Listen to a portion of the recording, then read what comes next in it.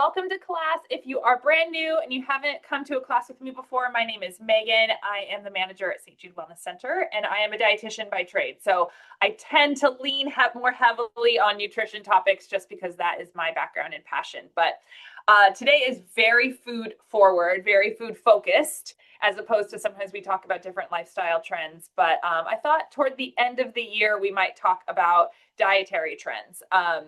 I listened to a podcast a couple of months ago, and they talked about kind of a framework and a general way of looking at and evaluating different diet trends, because there are so many different diets. There's a potato diet out there that I don't recommend, and we're not talking about today, but there's so many different things out there. And I think it can be overwhelming. It can be hard to decide, gosh, should I jump on this bandwagon or not? And it seems like there's always someone who has success on the diet that's being promoted. So I thought I would share with you what I think of as kind of my general framework when I'm looking at a new diet or a meal style, so that hopefully that helps you in evaluating ones that come across your plate, if you will. And we will evaluate some of the most common ones together today. So that's kind of the plan as we move forward. So there's our agenda. I'll give you my framework. We're going to talk about the vegan, the carnivore, paleo, keto, and Mediterranean diet trends. And then we'll kind of wrap up with how to use this framework for evaluating whether a diet is right for you personally or not. So here's the framework. I want you, as you're looking at a way of eating, if suddenly carnivore diet is appealing to you and you're thinking, wow, my neighbor is having great results and lost a lot of weight and says she feels fabulous on a carnivore diet, maybe I should follow it. I want you to first answer these 5 questions for yourself, for you personally. 1, will it meet your caloric needs if you follow this diet plan? And maybe you don't know your caloric needs. And so then maybe you need to come into the wellness center or meet with the dietitian or do a body composition analysis on something like an InBody to find out what your calorie needs are. And if you follow this particular diet trend, will it be somewhat normal and easy and realistic for you to meet those calorie needs? Because we need to meet certain ones. The 2 other kind of more important, I think, than calories even, are there sufficient macros for your health? Macronutrients are protein, carbohydrates, and fat. And I put fiber in there too. Fiber is a type of carbohydrate. So when I think about fiber, I think of that as a macro as well. So if you are following the particular diet trend that is interesting to you, will you be able to meet and eat enough carbs, fiber, protein, and fat for your needs? And again, this becomes very individual. Some people need a lot more protein than someone else. And so maybe certain trends are better for them, but not for the other person. Question number 3 is, are there going to be sufficient micronutrients in this diet? And we're going to go through some of these diets and we'll see certain ones are more insufficient or low in certain micronutrients. Micronutrients are our vitamins and minerals. Vitamin D, vitamin A, vitamin C. I would call omega-3s are micronutrients. And all styles of eating are going to kind of hit these, but some are going to be fairly low in some. And depending on your health, that may be a problem or not. So it's something to evaluate. Or maybe it would be a problem, but you can easily supplement with that one nutrient that is low. So something to think of. The 4th question is, does it improve or reduce my risk of metabolic concerns? Do I already have diabetes? Do I already have heart disease? Or maybe am I at risk of an autoimmune disease? Everybody in my family has PCOS. I don't have it yet, but I'm at high risk for it. Knowing these metabolic health concerns, will this style of eating either improve my health or reduce my risk of these things? Okay. And the 5th question, which I think is incredibly important and often overlooked, is, can you realistically adhere to and sustain this diet? So yeah, sounds great. I'm on board. And again, I keep using carnivore as the example, and we'll go through the carnivore diet. But I mean, is that realistic? Even if you felt really good on it, would you like and enjoy eating that consistently for a while? Because most dietary patterns, if they're going to bring you a health impact, you need to follow them consistently, not just for one day. So that's something to think about. How sustainable is this style of eating? Okay, so let's go through these together for some of the more popular diet trends out there. The first is vegan. So let's define vegan before we, hold on. Showing you all the previews. There we go. Let's define it before we move forward. Eating vegan is a style of eating and often a philosophy of living. So a lot of times people who are following a vegan lifestyle are also thinking about clothes they wear, what items are made of, not just their food, but we're just talking food.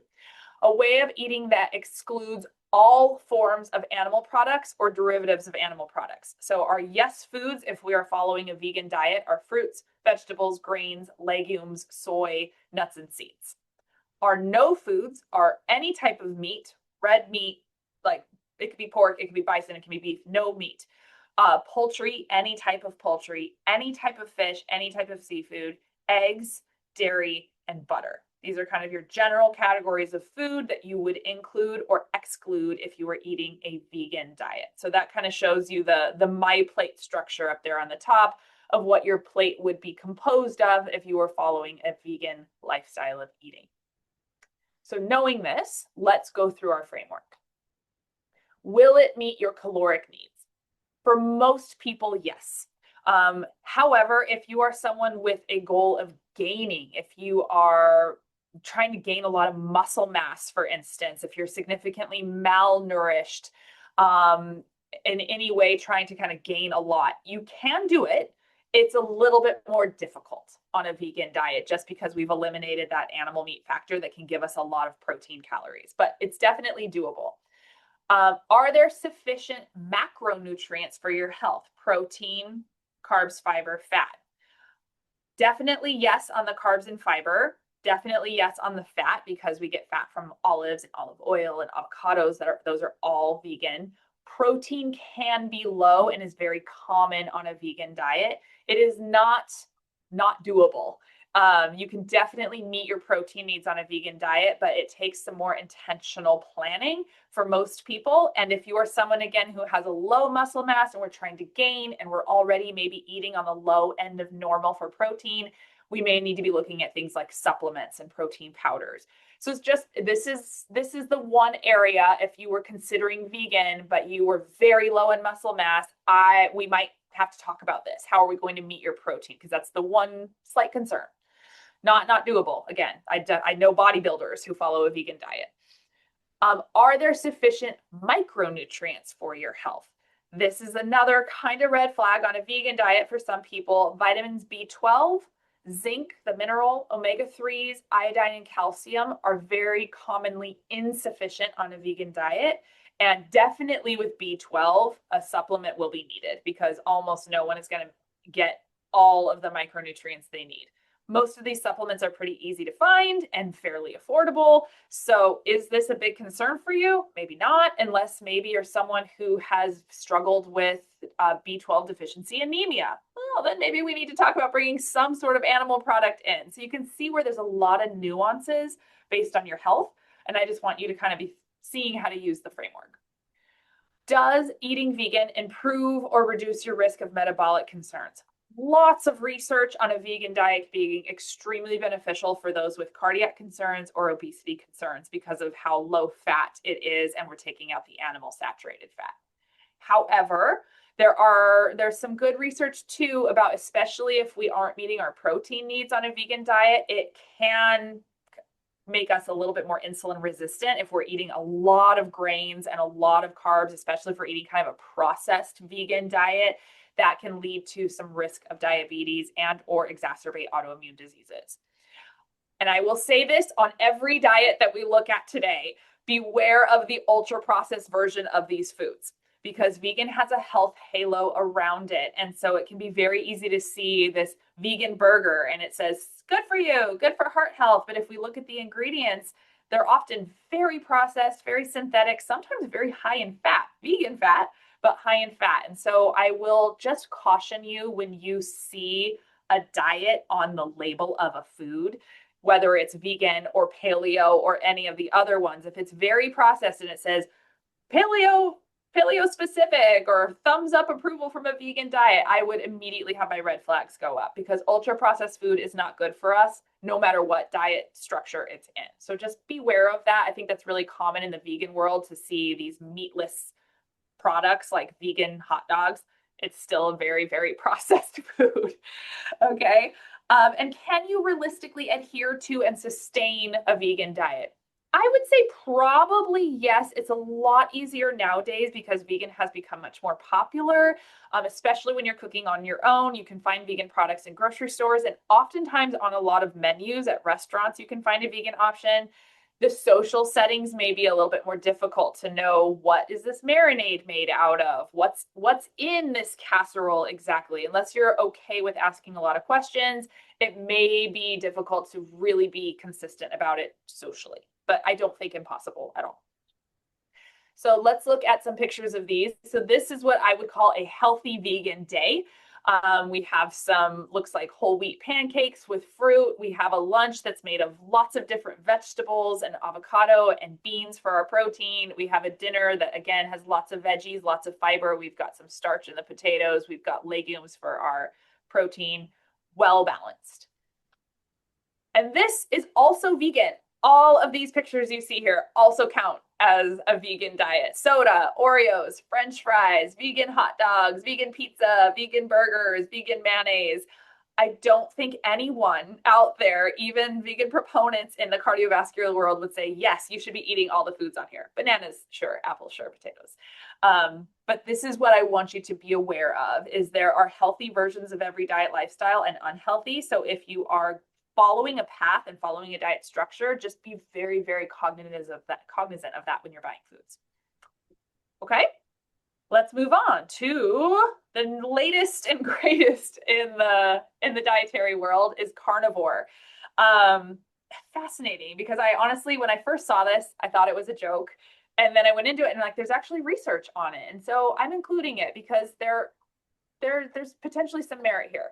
So the carnivore diet is literally the exact opposite of the vegan diet. You will eat only animal foods and animal derivative products with no intake of any plant foods at all. So I literally just swapped the table. Your yes foods are all meat, all poultry, fish and seafood, eggs, dairy, butter. Your no foods are fruits, vegetables, grains, legumes, soy, nuts, and seeds.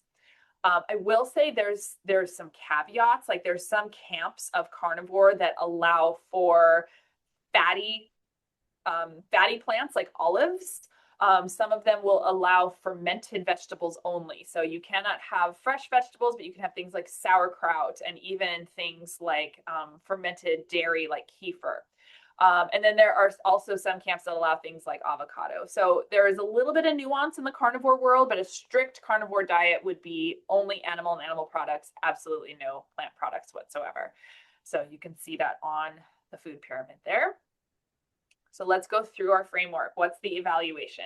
Can it meet your caloric needs? I would say yes. Just strictly talking calories, it's probably pretty easy to eat your calorie needs because of the higher calorie content of most animal products. I will say it's probably also easy to exceed your calorie needs if you're eating big fat portions of meat to kind of meet your hunger needs. Are there sufficient macronutrients? Definitely yes on fat, definitely yes on protein, definitely deficient in fiber because we're not having any plants. And so we'll talk about this in a second, but that actually might be good for some populations, being low in fiber for a little while, but probably for the general population, that's something to question. Are there sufficient micronutrients for your health? Yes, probably fine, except for most people, no matter what style of diet they're eating, are probably going to be low in omega-3 and vitamin D. So you may want to supplement that. But if you're eating a lot of organ meat, you might actually be meeting your needs here as well. I would be a little bit cautious on are you getting enough of your antioxidants because of not having plants? But again, if you're eating organ meat, you may be meeting all those micronutrient needs. Does it improve and or reduce your risk of metabolic concerns? I would say this is not an appropriate diet for those with cardiac risk or cognitive concerns. If you already have some sort of like MCI diagnosis, possibly Parkinson's, dementia, both of these are very cardiovascular based conditions, and we don't want to increase risk of those by having such a high fat diet as a carnivore diet. We need a lot of fiber in those types of conditions. There's unknown results on insulin resistance. I've actually seen some studies where the carnivore diet has improved insulin resistance, and this makes sense for people who maybe are coming from a very fast food, chips and crackers and bread heavy style of eating, and suddenly now we're just eating protein with very little carb. You can see where that would improve your blood glucose levels. So it could be maybe potentially a short-term resolution to get blood sugars where we need them to be and then move into a more expanded style of eating. And it may provide some benefit for gut and autoimmune health short term. If you're someone who's struggling with, let's say, SIBO, IBS, where just kind of any fiber is exacerbating your symptoms, taking a break from that sometimes actually helps. I don't know that I would ever recommend it long term, but it could be a short term kind of medicinal style of eating to calm down the gut and it having to break down fiber. And that's what I meant by being deficient in fiber for a small amount of time and a window may be okay. Same thing with the insulin resistance. Can you realistically adhere to and sustain the diet? Socially, probably, depending on how strict you are. So, I mean, it's probably pretty easy to go out to dinner and just order a steak and nothing on the side, or just not eat the sides. Probably even easier, I would say, than ordering vegan, unless you're being very strict about what else is in the marinades. Is it a plant-based marinade? If you're being super strict, maybe not. And again, we don't know what the impact on our gut health or our immune health would be from following such a low fiber diet really long term. So to sustain it long term, I honestly don't know. I don't know what that would create because carnivore hasn't been studied that much. So I do want to show you, this is what I would consider a healthy carnivore meal. We've got all kinds of seafood mixed in there with a nice olive oil and herb base. So we're getting some antioxidants from the herbs. We're getting a good amount of fat and omega-3. I would call that a healthy meal. I would not call this a healthy meal. And this is also a carnivore diet. So just like with our vegan evaluation, we can eat in a healthful way or a less healthful way. So again, I want you to evaluate yourself, your needs, your own health history, talk with the dietitian or practitioner if this would be a good style of eating for you. My caveat would be carnivore is probably not a long-term solution for anyone, but possibly short-term depending on what you're dealing with. And maybe a carnivore meal here and there is what you need to. All right, let's move on to paleo. Paleo has been around for a whole lot longer. This is a dietary approach to mimic what our ancestors ate. And I say that in quotes because no one knows for sure exactly what our ancestors were eating or how they were processing things, which is why you'll see a lot of different variations of paleo and what people will allow. There's paleo that allows dairy. There's paleo that allows sweeteners, but only types of sweeteners. It's a little bit cloudy. But essentially what we're trying to do is avoid foods that cannot be eaten either raw or in like basic cooking with a flame. So thinking back to our ancestors and what they had to cook with, if you need like a processing mill to process it and eat it, or something like a corn where you can't just eat it raw, we're not including that. That would be kind of the guideline. So our yes foods are meat, because we can cook that over a flame, right? Poultry, fish and seafood, eggs, milk, butter, oil, nuts and seeds, fruits and vegetables. No foods would be grains because those need so much processing to be able to eat them. Same thing with legumes. You can't just take like a garbanzo bean in its raw form and eat it. Soy, no soy, and dairy products. So yes, we can milk a cow and drink the milk, but can we churn that into all the other things and ferment it into yogurt? Likely not. So dairy products are usually on the no list, although some people argue you could ferment milk and make yogurt. That's allowed. So again, a little bit cloudy, but this is kind of your guideline on, is it paleo or not? If it's a grain, no. If it's a legume, no. Dairy, ultra processed, no. All other things are basically on the table. So let's evaluate it. Will it meet your caloric needs? Likely yes. Are there sufficient macronutrients for your health? Likely yes. Some people are very strict about the types of starches that they eat on paleo. So you might have some fiber deficiencies there, but likely not. Most paleo is pretty open to fruits and vegetables and that type of fiber. Are there sufficient micronutrients for your health? Again, likely yes.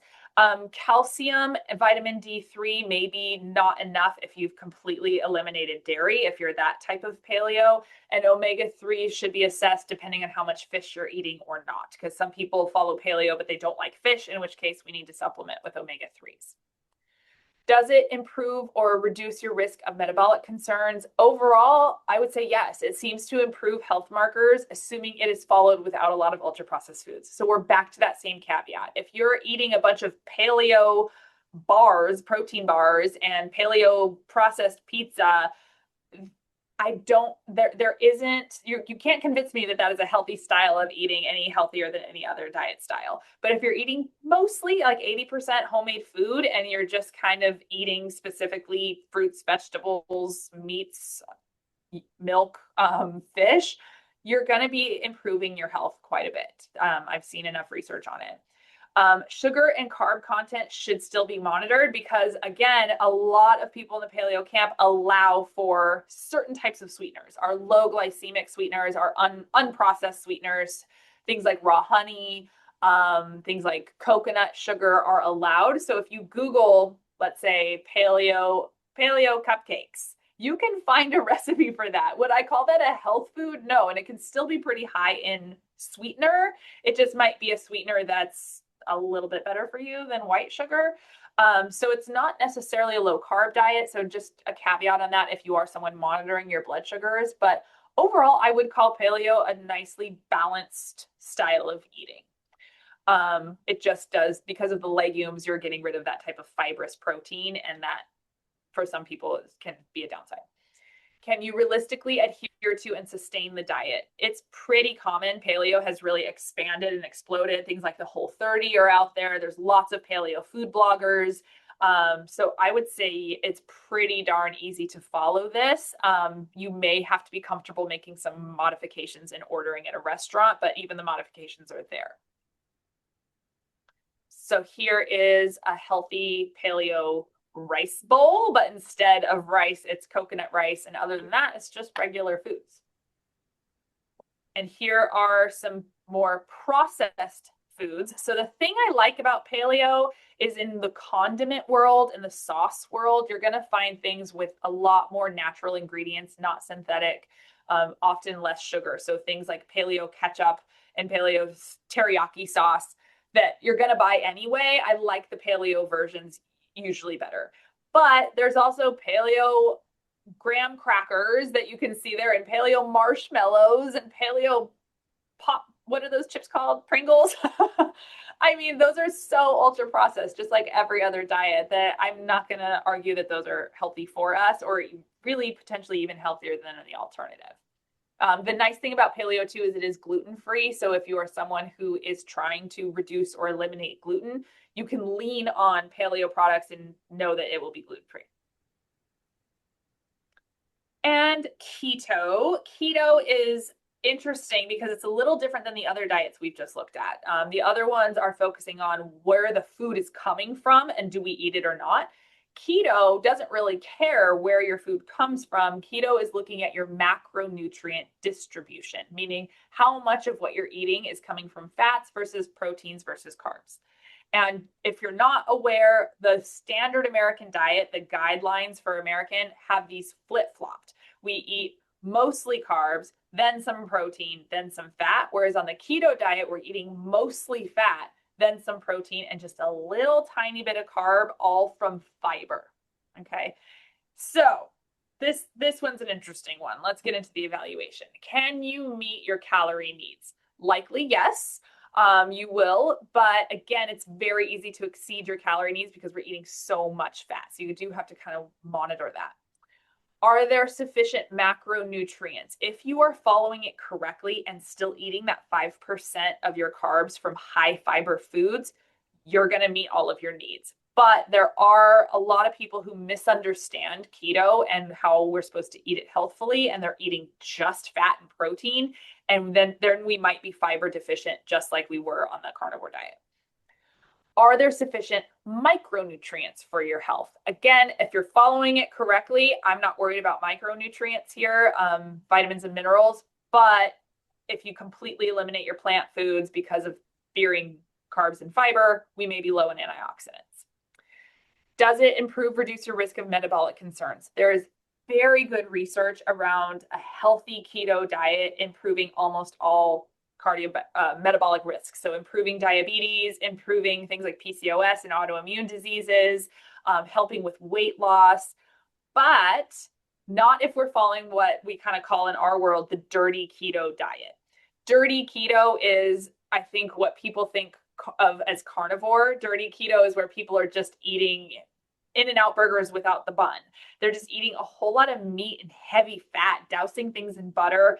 They're staying in ketosis because they're not eating carbs, but we're eating so much saturated fat and not any fiber and antioxidants that this is very bad for our cardiac outcomes, and can completely swing the opposite way and put you at risk of cardiac issues. So if we follow this healthfully, and I'll show you some pictures here in a second, keto can be very, very beneficial for almost all conditions. If we follow it unhealthfully, we can actually exacerbate our risk of conditions. So if you're evaluating this for yourself, I would really evaluate, can I follow this healthfully, sustainably, which is question number 5. Can you realistically adhere to and sustain the diet? I think it's fairly difficult.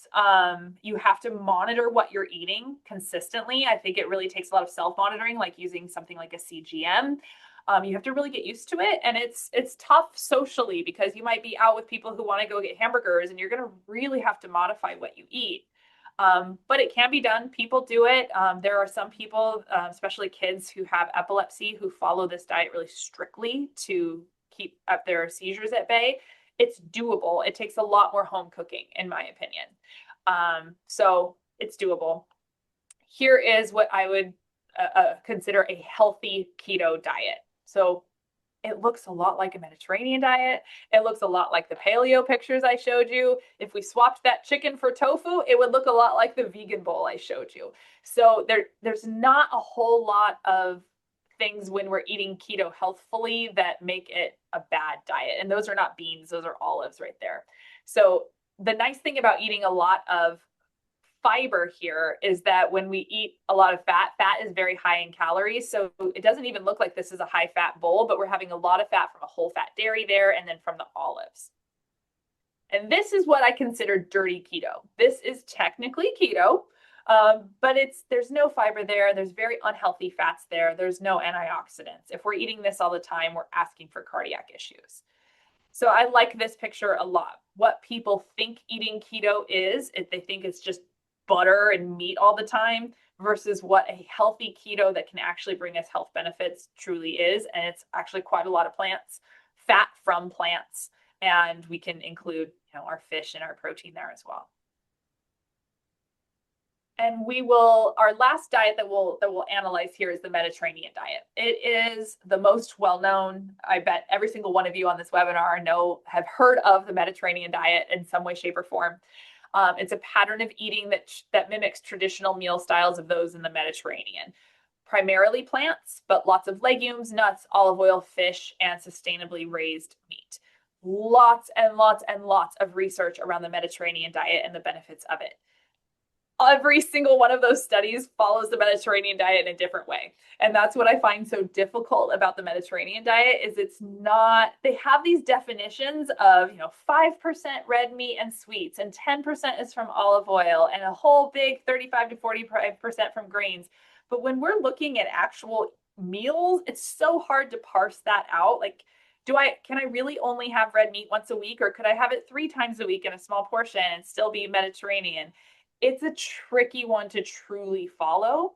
And the other downside of the Mediterranean is there's a lot of other cuisines and locations in the world outside of the Mediterranean that follow this pattern of eating. So if you follow the blue zones, there's the Okinawa diet. None of the foods are the same as the Mediterranean diet, but it kind of follows the same patterns and has the same good outcomes. So I think people can be dissuaded by Mediterranean if they just don't like Greek food, but you can follow the Mediterranean style and be eating Japanese food, be eating South American food. So it's the best one, and yet I think honestly it's the trickiest. So let's evaluate it. Will you meet your calorie needs? Yes. Are there sufficient macronutrients? definitely. We're not eliminating really anything other than highly processed foods and added sugars. So yeah, we're getting our macros. Are you getting your micros? Likely yes. Although again, if you're someone who doesn't like fish, we'd want to look at those omega-3s. Will it improve or reduce your risk of metabolic concerns? Yes. All the research points to yes, if followed consistently. So that's the other piece, and that goes to question number 5, is you can't just eat one Mediterranean meal every once in a while. It needs to be, give the 80-20 idea. Are you majority of the time eating this way? So can you realistically adhere to it? I would say absolutely. This one's a really easy one to somewhat adhere to, but it can be hard if you are, again, let's say at a Japanese restaurant. Well, what does that look like to me Mediterranean wise? And just like all the other diets, it's marketed now. So there will be foods and restaurants that say, oh, Mediterranean style of meal. Just because it has Greek flavors doesn't necessarily mean it follows the Mediterranean diet. So all of these pictures here follow the Mediterranean goal of mostly plants, then some protein, fats from plants like olives and avocados and nuts and seeds, minimal amount of added sugars and saturated fats, and not super meat heavy. That's your general guideline for Mediterranean that's going to be good for every condition out there. So I want to just highlight a couple of others to think about. We won't do a deep dive evaluation of it, but there's pescatarian. There's all kinds of versions of vegetarian, if you will. So it's like vegan plus something. So pescatarian is vegan, but we also will allow fish, dairy, and eggs. So essentially, we're just not eating meat or poultry on this type of diet. I really like the pescatarian diet. It gives you all the cardiovascular benefits of the vegan diet without such a risk of the micronutrients and the protein being low. Because if we're getting eggs, we're getting eggs and fish, then we're getting our omega-3s, we're getting our choline, we're getting our B12. If we're also including some dairy, we're getting fermentation, we're getting calcium, we're getting vitamin D, and we're getting enough protein. So a lot of times when I'm working with someone who's eating vegan who is struggling with health concerns, maybe they're not being able to gain their muscle, or they are having their PCOS is flaring up, I will usually encourage them, can we bring in some salmon? Can we bring in just eggs? One of these things can often be enough to kind of push us in the healthful direction. And again, this is not saying vegan is a bad option. Just if you are someone who's struggling on vegan, this is something to consider. You don't have to eat meat. And it can be more sustainable. It's easier to follow. The other I really like is not really it's just a book. So it's not a trend that's highly followed, but it's called Ketotarian by Dr. Will Cole. And it's essentially pescatarian, but following a keto structure. So it's mostly fat, then protein, small bits of carb, but all the carb is from fiber, and it's very little red meat, very heavy on fish, dairy, and eggs as the protein sources, but not eliminating any of those. So I like Ketotarian a lot because it's kind of a mix of vegetarian and paleo with our sources of energy coming mostly from fat, which can be really great for someone struggling with diabetes or insulin resistance or autoimmune diseases. Again, it's not for everyone because it takes monitoring to make sure that you're having more fat than you are carbs, but it's a little bit easier to follow than just strict keto, in my opinion, and has some really great metabolic benefits. And all these pictures are pictures of recipes that count as ketotarian. So I'll just wrap us up here with deciding how to eat. Ask yourselves these questions. What is your caloric need? How many calories do you need to be healthy? Do you need to maintain? Are you on a weight loss journey? Are you on a weight gain journey? And that will also change. You may need to reevaluate every year or every 6 months, depending. If you're on a weight loss journey and you've met your weight loss goal, you may need to reevaluate how many calories you need to eat now, because now we're maintaining. You also need to know what macros best support your health. So again, knowing what are you struggling with or trying to prevent, knowing your health history. Do you do better on a higher fat diet? Do you do better on a lower fat diet? You need to kind of know this.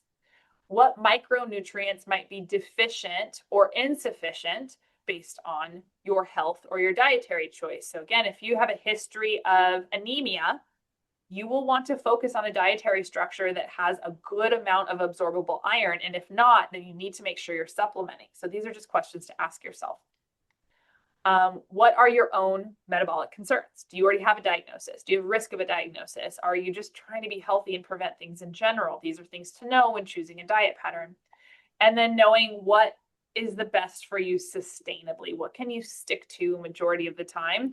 And I would encourage you to consider seasonal fluctuations. Sometimes we feel better eating a certain way, even in the summer versus the winter, because of cold versus hot weather. Sometimes we feel better eating a certain way, and then 5 years later, things change and there's a weight change, or there's a condition that changes, or we just got older and suddenly things aren't feeling as good. It's okay to reevaluate and change your diet structure. It doesn't have to be a lifetime promise forever to be paleo. So just an encouragement of that too. Listen to your body, talk to professionals. And before I get into questions, in case anybody needs to hop off, I just want to make sure you know what's coming up at the Wellness Center. I'm doing a cooking class in, gosh, is that 2 weeks? Just 2 weeks from now, on December 3rd on fiber maxing. If you're on social media, fiber maxing is a cool new trend, which basically just means eat a lot of fiber. So we'll be doing some recipes that are high fiber and yummy together. Lynn, our other dietitian, is doing some deep dives in December on matcha, and I forget what her other topic is, matcha and soy maybe? Those are here and in person at the Wellness Center, and our Finding Calm mini classes are just 15-minute breath sessions before or after open gym if you're someone who comes in here. And then I'm teaching my last webinar of the year on the 11th, The Power of Slowing Down. So that one will be less food focused, much more lifestyle and breath focused for the holidays. So with that, let me pull up the chat. If you have questions, please pop them in there. We have plenty of time today. Okay. Is it okay to add 1 scoop of organic vanilla Orgain to oatmeal to boost protein? Definitely. I am a huge fan of adding protein powder to oatmeal, because oatmeal traditionally, if we're just adding oats and milk or oats and water and cooking it, and then we usually will add some cinnamon, maybe honey and nuts, very low in protein.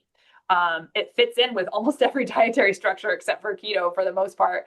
But I am a big fan of the protein powder for that. Or you can sometimes, if it's not mixing well into your oats, because it depends on the powder. If it's too powdery, you can blend it into the milk or the almond milk you're using and make like a protein shake, and then use that to cook the oatmeal with. Another option. Is organic soy products and soy milk safe to consume daily? Yes, absolutely. There are some groups of people who need to limit their soy. For the most part, that's certain types of cancer diagnoses. Other than that, I am not really worried about a daily soy consumption.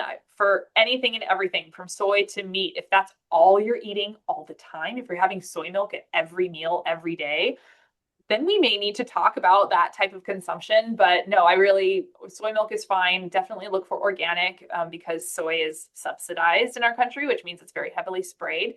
But if you're using organic, that's perfectly fine. And it's a nice high protein, non-dairy choice. Is chia seeds, hemp seeds, and flax seeds considered low glycemic? You betcha. Yeah. Nuts and seeds are very low glycemic. I think the highest glycemic nut is a cashew, and even then it's not going to bring you up very much. So it depends on how you're eating these things. Are you putting chia seeds into a highly sweetened milk to make chia pudding and then dousing it with sweetener? Then it's not going to be low glycemic. But the seeds themselves, very low glycemic, very high in omegas and fiber, super, super good for you. I love seeds for health in general, and they pretty much follow every diet pattern with the exception of carnivore. Do you have a preference for a protein powder? So it depends on your diet structure, right? So if you are following a vegan diet, you're not going to want collagen or whey. So in that case, you want a plant-based protein powder. And if you're someone who's looking for that, I don't necessarily have any. I have a couple favorite brands, but my biggest recommendation for you is not to buy any plant protein powder that is one source of protein. So just pea protein, don't get that. Get a well-rounded protein powder where you have at least 3 sources of protein in the ingredient list. So maybe it says pea protein, hemp protein, and soy protein, something like that. That's better because plant proteins aren't quite as efficient or well-rounded as an animal protein. So if you're getting it from multiple sources, you're better off. And then always look for sweeteners, making sure it's not excessively sweetened. In the animal protein world, whey is the best researched as far as just being really efficiently absorbed and utilized in the body, great for gaining muscle. And then I really like collagen powder specifically because it's really hard to eat enough collagen to get the cool nutrients from collagen, especially as we get older and if we have things like osteoporosis going on. So with all protein powders, I would recommend that you check the sweetener, check the added ingredients, make sure it's just protein and maybe like a monk fruit or a stevia, but not a whole list of other synthetic stuff. So brand wise, I like Garden of Life. I like Sun Warrior for plant proteins. The brand Naked is another good one that has plant and whey. For whey product, gosh, there's so many different whey ones. It's almost hard to name one. For collagen, I like Vital Proteins quite a bit. And that one you can get from Costco. Just Ingredients is a fantastic brand. The brand is literally called Just Ingredients, and they have all kinds of flavors, which is nice if you're a flavor lover. And are sweetened by monk fruit and stevia, and they're a blend of collagen and whey. And I think they now have a vegan product as well. Hold on, let me take a sip of water. Where do you find sustainably raised meat or fish? Would it be a good idea to order from a vendor like Wild Alaskan? So I would say everywhere you go, any store is going to have something grass-fed, something sustainably raised, something wild, something pasture-raised. It really depends on the store in what you're going to find. So just as an example, Trader Joe's, at least the one by me in Brea, always has grass-fed ground beef and always has pasture-raised heirloom chicken tenders and whole chicken, and always has wild salmon in specific cuts. And they usually have pasture-raised lamb chops. But if I want ground lamb, ground chicken, if I want a very specific cut of pork or beef, I may not find those sustainably raised, wild, grass-fed at that Trader Joe's. I know I can find those at Whole Foods. Whole Foods almost always has kind of a big variety of options. So it depends on where you shop and what you're looking for in your meat and protein options. I do like Wild Alaskan Company. I really like vendors who for sure always all their cuts are either wild or pasture raised or grass fed that will deliver to your door, because then you can shop and get exactly what you want delivered to your door. And usually they're frozen, so you can have some on hand. So I really like those types of companies. The downside is you might be kind of in their silo. You're only getting what they have. So for Wild Alaskan, if you're looking for some pasture raised chicken options and fish, you're only going to find fish from Wild Alaskan, but you're going to get really good fish with a bunch of variety. So again, it kind of depends on what you're looking for. I like Wild Alaskan a lot. If you're looking for beef delivery and meat, I like Butcher Box, but there's a lot of them out there. Is that it? Did we get through the questions? All right. Excellent.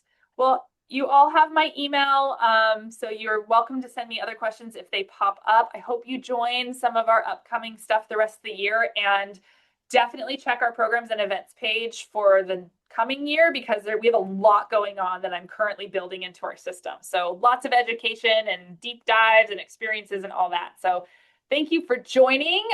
Let me know if you have questions about your current dietary pattern. Thanks for joining, everyone, and I'll see you all soon. Have a great day.